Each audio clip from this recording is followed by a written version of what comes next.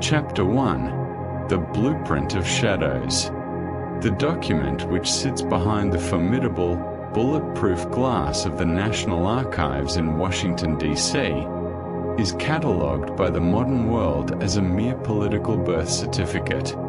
We are told, in the dry language of textbooks, that it is a bold statement of liberty, drafted upon parchment by 56 gentlemen during a suffocating, fly-plagued Philadelphia heatwave in the summer of 1776.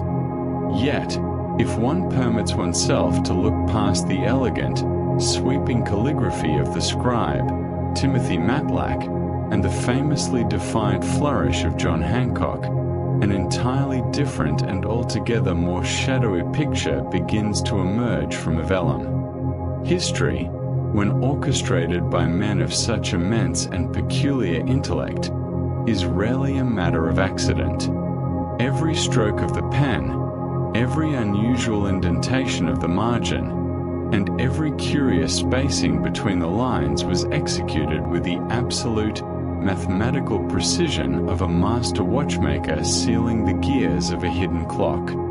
For over 2 centuries, the public has been taught to read only the words, those ringing declarations of rights and grievances. But we were never taught to decipher the blank spaces that lie between them, where the true architects left their silent marks.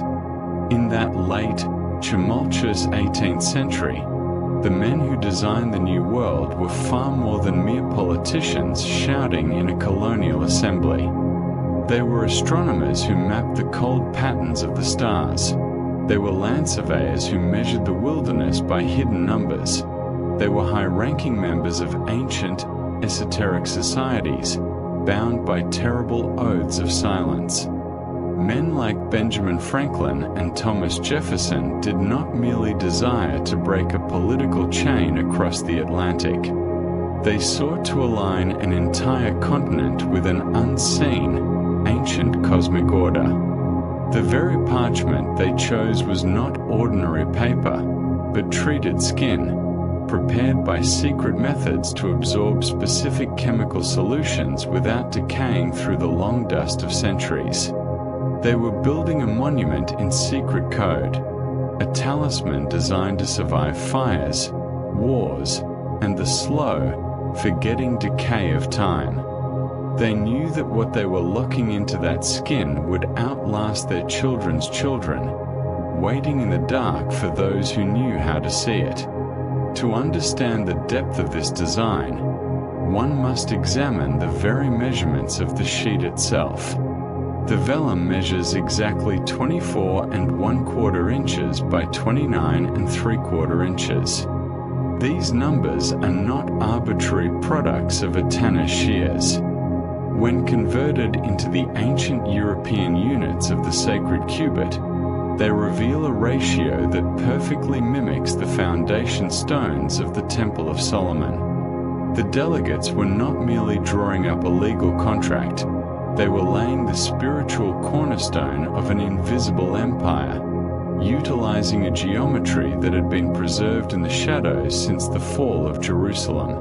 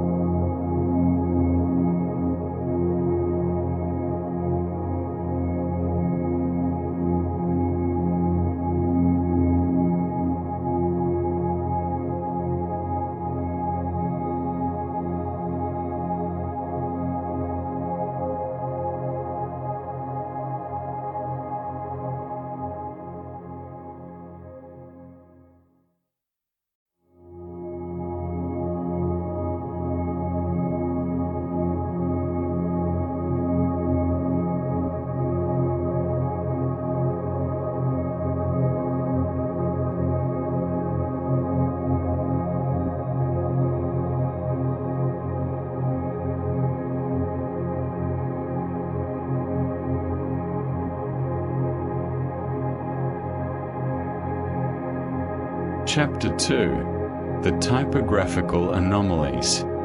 Let us transport our minds back to that humid July afternoon, where the gasping city of Philadelphia seemed to bake under a heavy, yellow sky.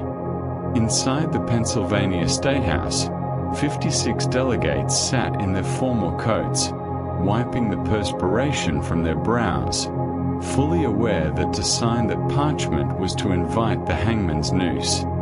King George III would view every name as a warrant for high treason. If one examines the original parchment copy of the Declaration today under strong glass, one will encounter a series of glaring linguistic irregularities that mainstream historians dismiss as the mere clumsiness of a tired clerk. But these men were agonizing perfectionists. Thomas Jefferson spent 17 days in solitary seclusion drafting the text, weighing every syllable as if it were gold. Why, then, does the final document contain exactly 147 ungrammatical capital letters scattered arbitrarily across the paragraphs, like soot dropped from an old lamp? Words like life, liberty, and the pursuit of happiness are properly capitalized, as the fashion of the time dictated. But why do nouns such as nature, reason, and even creator fluctuate so erratically, appearing in grand capital letters in one sentence, only to be reduced to the common lower case in the next? In an era when formal transcription was a highly disciplined, sacred craft, such a density of repetitive variance defies all laws of human error. In the 19th century, a solitary cryptographer named Ethan Allen Hitchcock subjected this erratic layout to a cold, structural analysis. By isolating only these irregularly capitalized nouns and mapping their frequency onto a geometric grid, he resolved a distinct sequence of numbers. When these numbers were applied to a map of the world, they pointed directly to the geographical coordinates of ancient, megalithic stone structures in Western Europe, monuments erected by silent peoples millennia before Columbus ever dreamed of the sea. The secret lay in the very inkwell. Chemical testing of the vellum reveals that the scribes utilized two entirely different batches of ink. The primary text was written in a standard iron-gall compound, but the irregular capital letters were filled with a subtly different chemical solution containing microscopic traces of iron oxide and silver nitrate. It was a cipher hidden in the plain light of day, an esoteric map intended not for the shopkeepers and farmers of the 13 colonies, but for a global network of initiates who knew precisely how to read the grid. Furthermore, when these 147 letters are isolated and translated through a standard Baconian cipher, a method of encryption thoroughly understood by Benjamin Franklin, they form a secondary text entirely distinct from the public declaration. This hidden layer speaks of a great work that must be completed across 7 generations, a silent directive to those who would inherit the high offices of the state, ensuring that the true policies of the nation would remain tethered to an unyielding, occult trajectory.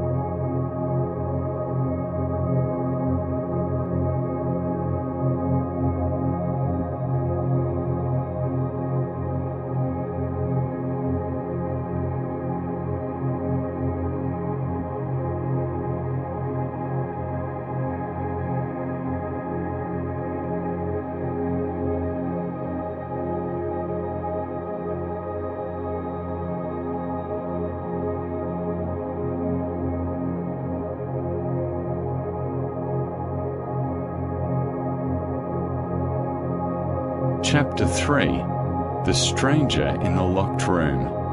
The official journals of the Continental Congress maintain a very dry, orderly timeline of the events of July 4th. Yet, if one turns to the private letters and intimate diaries of the delegates themselves, a far more chilling anomaly comes to light. As the afternoon shadows lengthened across the assembly floor, a profound, suffocating paralysis settled over the room. The initial passion had cooled, replaced by the grim specter of the gallows. The heavy oak doors were locked from the inside to keep out government spies. The windows were boarded shut against the stifling heat. The debate had dragged on for hours, and the revolution was on the very brink of collapsing into cowardice before it had even breathed. Suddenly, from the dim shadows of the rear gallery, a stranger arose to address the deadlocked floor. The visitor log showed no missing names, and the armed guards posted at the secured threshold later swore under a trembling oath that no man had passed their station. This intruder was exceptionally tall, wrapped in a long, dark cloak that seemed to drink the meager light of the candles. He did not possess the face of a politician, but when he spoke, his voice carried a deep, low vibration that shook the very wooden beams of the hall. He delivered an impassioned, almost hypnotic oration that systematically tore away the terror of the delegates, concluding with a terrible, thundering command: "Sign that document. Sign, if the next minute this head should roll upon the scaffold." The stranger's words acted like a sudden current of electricity through a stagnant pond. Driven by an unnatural, uniform momentum, the delegates rushed forward to plunge their quills into the ink, led by John Hancock. But when the last man laid down the pen, and the assembly turned to thank the mysterious orator who had saved their courage, the gallery was empty. The heavy iron locks on the doors were still untouched. The windows remained barred. The man had vanished as completely as a breath of wind in a graveyard.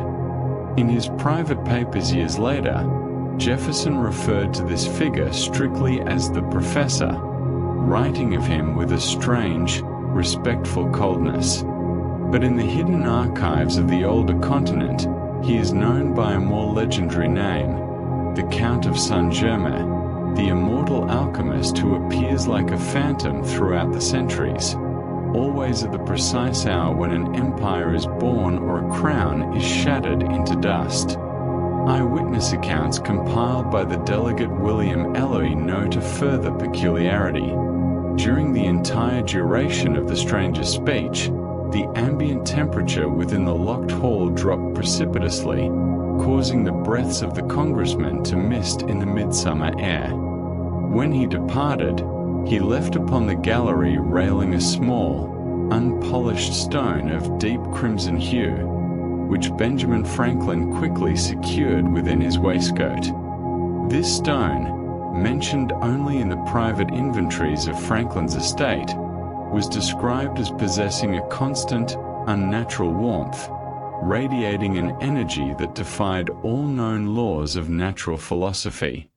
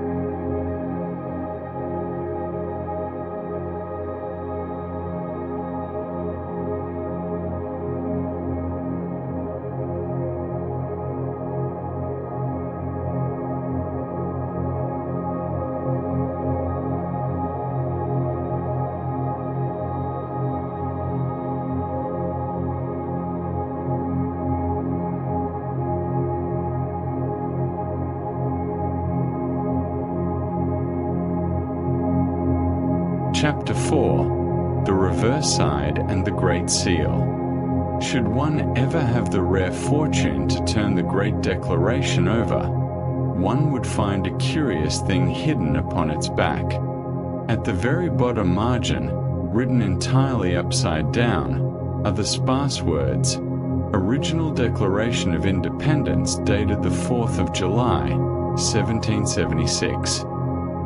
Standard archival history tells us this was a mere label, scribbled by some practical clerk so the document could be identified when rolled up in a dusty pigeonhole. But this comforting explanation completely ignores why the text was executed upside down, or why the handwriting matches none of the official scribes employed by the Congress.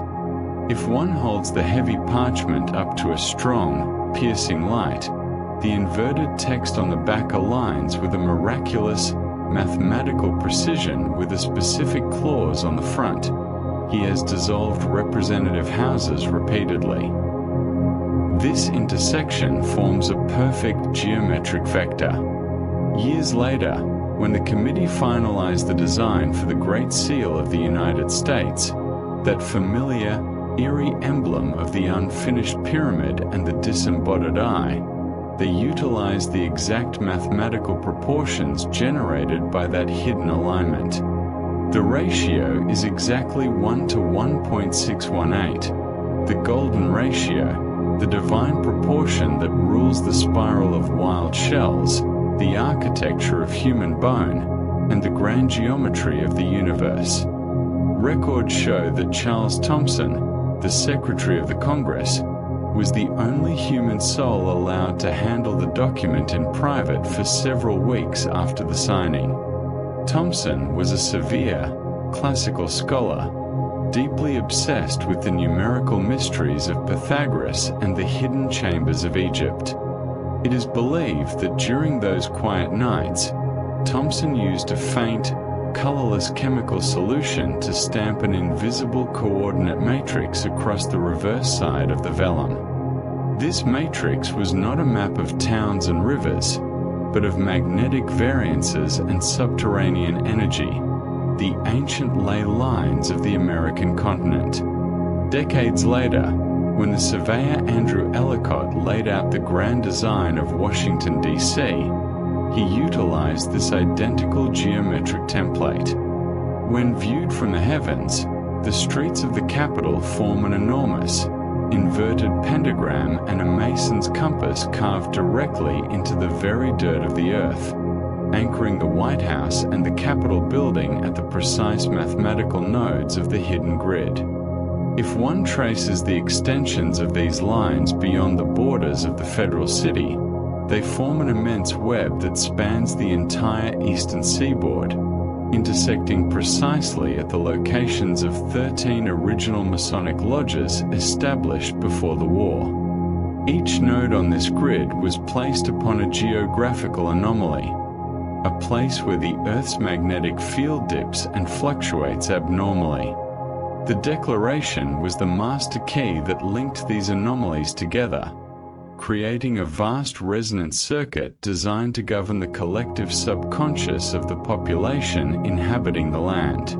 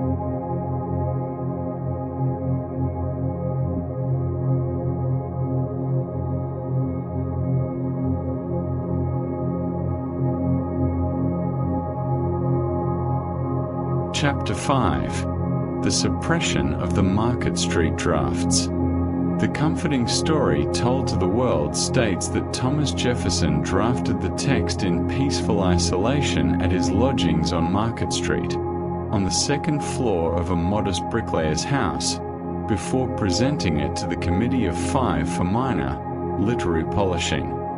This tidy narrative, however, conceals the dark history of a primary draft that was systematically stolen from the eyes of the public. Within the private journals of John Adams, tucked away in the deepest vaults of Massachusetts, there exists a cryptic, uneasy mention of a specific textual fragment that Jefferson cut away with a razor immediately prior to entering the Assembly Hall. This fragment did not concern colonial taxes or British troops. It documented something far more unsettling. Jefferson recorded that during his solitary, midnight writing sessions, the core concepts of the document were not born in his own mind, but were dictated to him by a rhythmic, heavy frequency that caused the flame of his oil lamp to flicker in a non-random pattern that matched his own pulse. When the State Archives officially processed Jefferson's papers after his death, the journal entries spanning those final weeks of June were found to have been physically mutilated. The relevant pages had been cleanly excised with a surgical blade, leaving nothing but sharp, empty margins. The contents of those missing pages remain a subject of profound, anxious scrutiny. The surviving evidence points toward a terrifying mathematical formula tied to the precession of the equinoxes, a cyclical calculation demonstrating that human civilizations are governed by a grand, clockwork mechanism that forces a violent, systemic reset every 250 years. By destroying those pages, the true architects of the state ensured that the underlying laws of time remained their exclusive property, leaving the rest of humanity to wander blindly in the illusion of progress. A fragment of a letter from Jefferson to his close confidant James Madison, discovered in an uncatalogued trunk in Virginia, offers a terrifying glimpse into this excised text.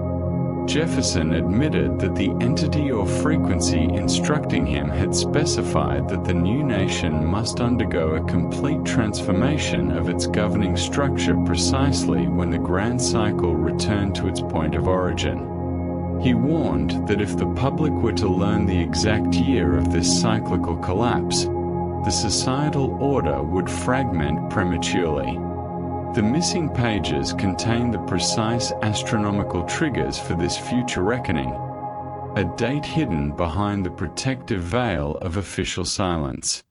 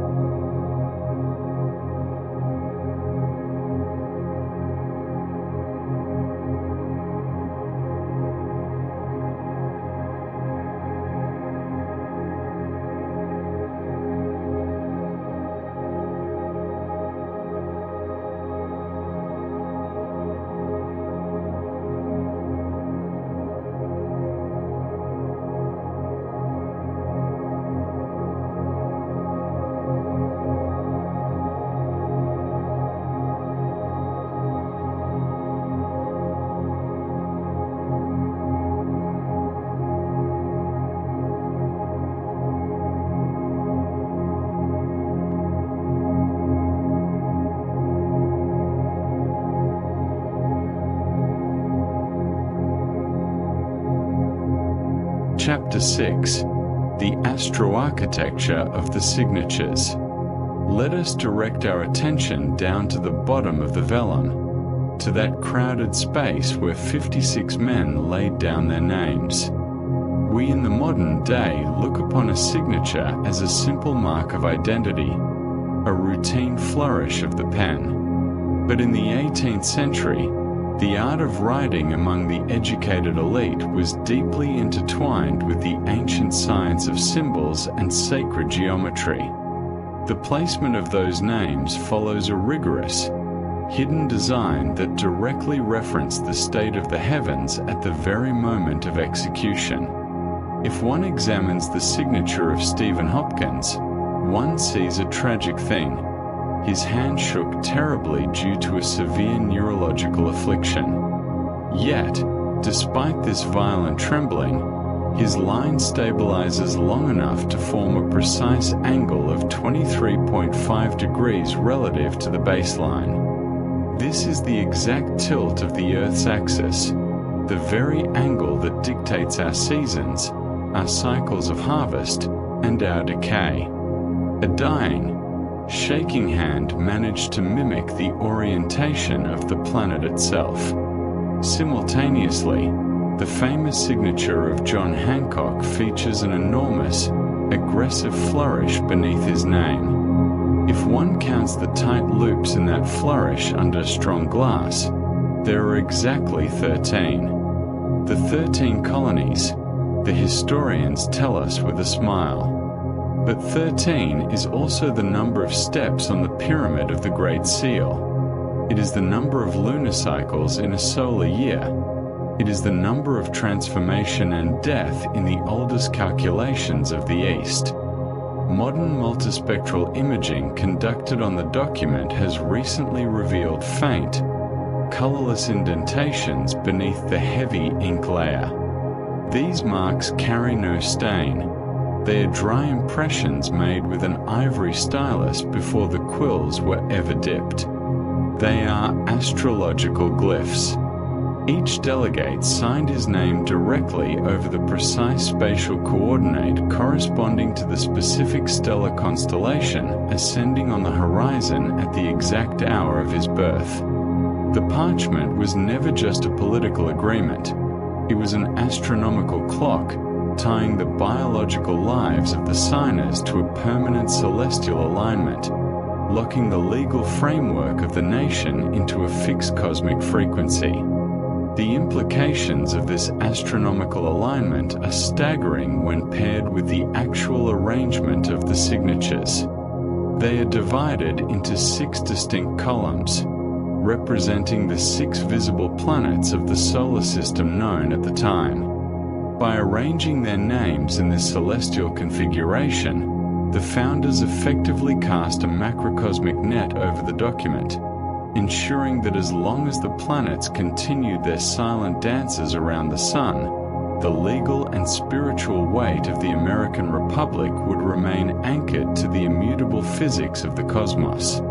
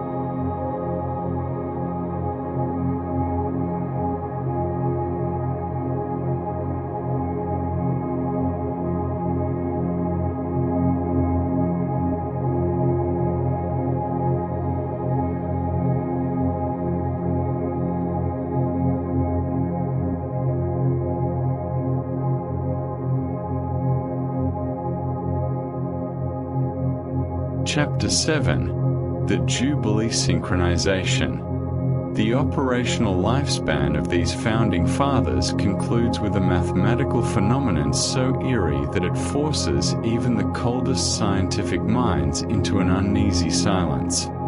50 years exactly after the ratification of the document, on July 4, 1826, the American nation was celebrating its Golden Jubilee.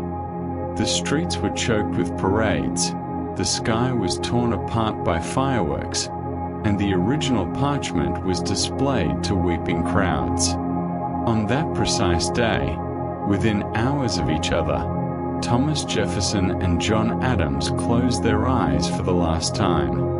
The two men, who had journeyed from close collaborators to bitter political rivals, died as if pulled from the stage of life by a single, invisible thread.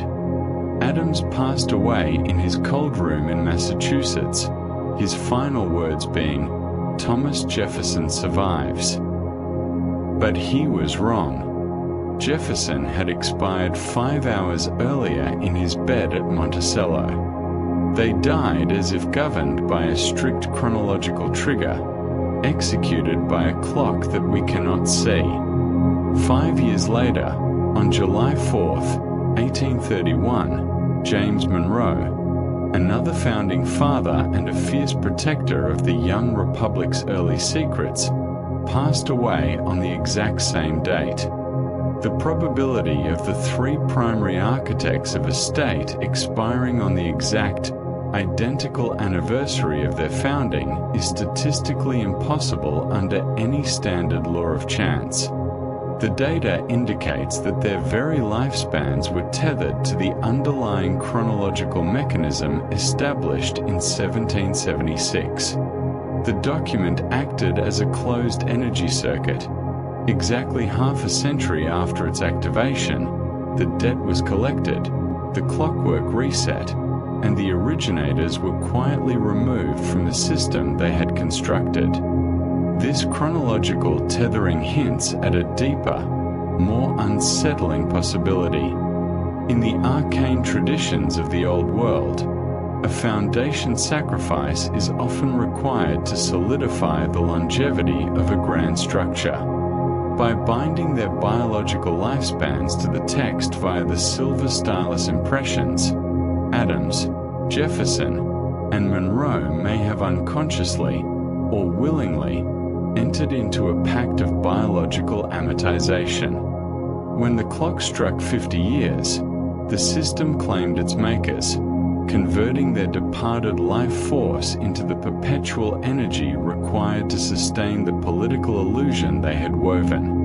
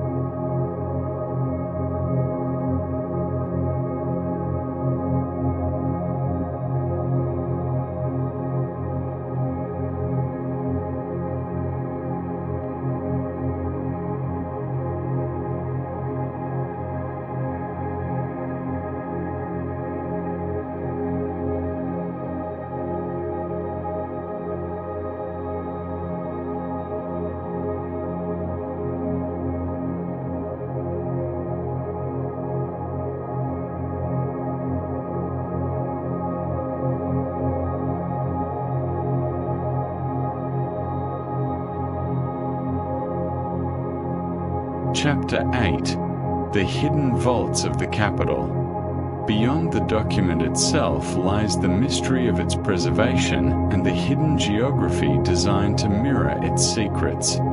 When the capital city was constructed, a secondary, identical copy of the Declaration, written in reverse cipher upon a sheet of pure copper, was reportedly interred within a secret chamber beneath the cornerstone of the Capitol building. This copper plate, known in whispered archivist circles as the negative matrix, was designed to act as a physical ground for the energetic circuit established by the original parchment.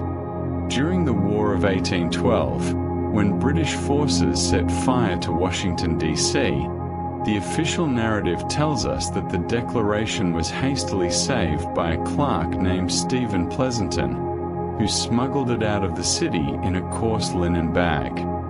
What the textbooks omit is that Pleasanton did not act on his own impulse. He was following an emergency protocol known as the Silent Horizon. The document was not merely hidden in a mill in Maryland.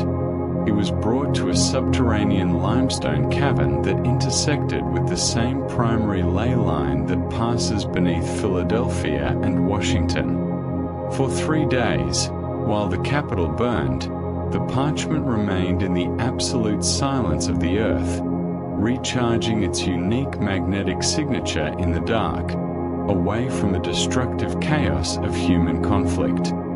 This subterranean journey was essential to maintaining the integrity of the design. The architects knew that the document could not remain permanently exposed to the chaotic frequencies of a developing society. It required periodic intervals of absolute isolation, away from the thoughts, the greeds, and the shifting passions of the public. The hidden vaults were designed as a sanctuary, not merely to protect the vellum from moisture and thieves, but to preserve the pristine cosmic frequency that had been stamped into its fabric on that faithful July afternoon.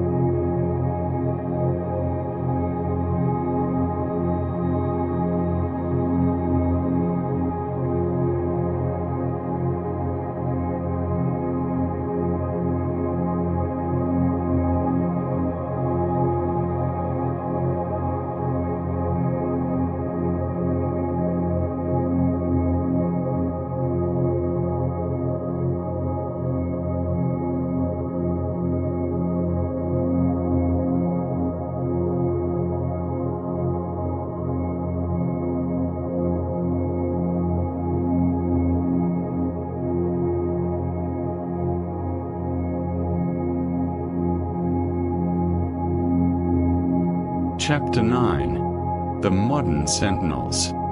In our contemporary era, the protection of the Declaration has transitioned from secret societies into the cold, automated realm of advanced military technology. The modern vault where it rests is not merely a display case. It is a sophisticated electronic fortress. The glass is engineered to filter out specific wavelengths of light that could reveal the hidden silver stylus indentations to the casual observer. The argon gas within the chamber is maintained at a pressure that matches the atmospheric density of the high Andes, mimicking the environmental conditions of the ancient temples whose geometry it shares. Every minute, thousands of tourists walk past the document, snapping photographs and whispering in hushed tones. They believe they are looking at a relic of the past. They do not realize that the sensors embedded within the surrounding marble walls are monitoring more than just the temperature of the room. They are measuring the collective biometric resonance of the crowd. The keepers of the modern system understand that the true power of the talisman lies in its interaction with the human mind. By presenting the document as an object of secular worship, they channel the focused attention of millions of individuals into the grid, reinforcing the geometric matrix day after day, year after year. The Declaration continues to operate as a silent governor, a mechanical regulator of human thought, hidden beneath the guise of historical sentimentality.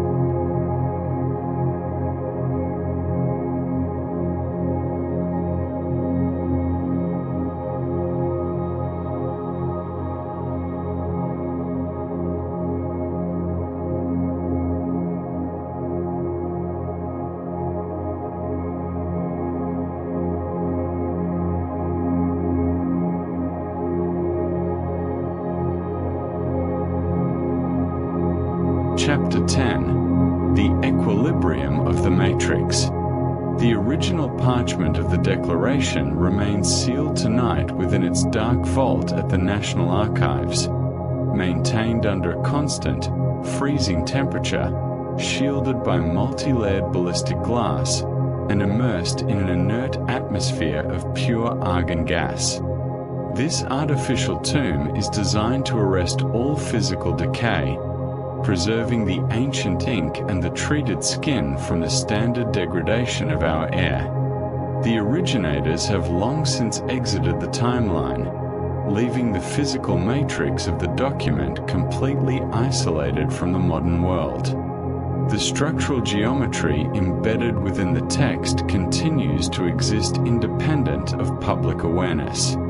The ciphers, the hidden alignments, and the astronomical calculations operate silently within the vault, maintaining the specific systemic frequency established over 2 centuries ago. The equations governing the state remain perfectly balanced, functioning with the passive, cold regularity of a clock ticking in an empty house. As the historical narrative recedes into fixed chronology, the old debates, the locked chambers, and the hidden interventions dissolve into a uniform state of equilibrium.